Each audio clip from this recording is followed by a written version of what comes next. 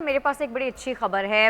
پاکستان کی تاریخ میں پیرالمپکس میں گولڈ میڈل جیتا ہے ڈسکس تھرو مقابلے میں حیدر علی نے۔ تو ظاہر ہے پوری پاکستانی قوم بڑی خوش ہے، کل سے اس کے بارے میں خبریں بھی آ رہی ہیں اور بتایا ہی جا رہا ہے کہ 15 سال کی ایج تک وہ پولیو کے مرض میں بھی مبتلا رہا ہے۔ دیکھیں اتفاق ہے، میں وہ لائیو دیکھ رہا تھا اچھا، اور میرے اندر جو پراؤڈ تھا، جو فخر تھا، جو خوشی تھی، جو بے پایاں خوشی۔ ہمیں بہت عرصے پہلے باکسر حسین نے ایک کانسی کا تمغہ دیا تھا، ہم تو اس پر بہت خوش تھے۔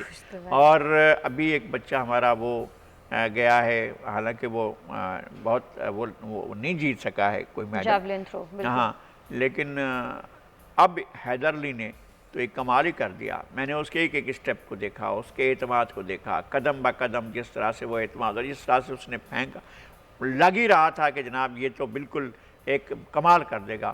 اور اس نے ایک سونے کا تاریخ میں پہلی بار پاکستان کے نام پر ایک تمغہ کیا ہے، اس کو ہمارا سنہرا سلام۔ تو ابھی پاکستانی حکومت کو آپ کیا سمجھتے ہیں کیا کرنا چاہیے؟ کیونکہ پاکستان میں ہم نے دیکھا ہے کہ اس طرح سے ٹیلنٹ کی قدر نہیں ہوتی۔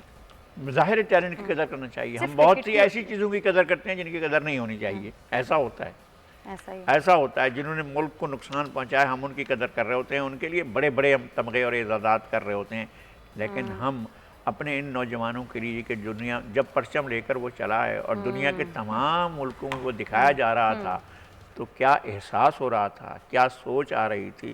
تو کاش اس طرح سے ہم یہ بھی سوچیں، ہم اپنی قوت سے اس ٹیلنٹ کو خود پیدا کریں اور بڑھائیں۔ یہ تو وہ ہیں جو شوقیہ آ جاتے ہیں، جس نے شکست دینی ہے۔ چراغ جلتا رہا ایک ناول تھا روس کا، جس میں ایک پائلٹ کی دونوں ٹانگیں کٹ جاتی ہیں، طے کرتا ہے کہ میں بنوں گا پھر بھی پائلٹ، اور وہ بنا۔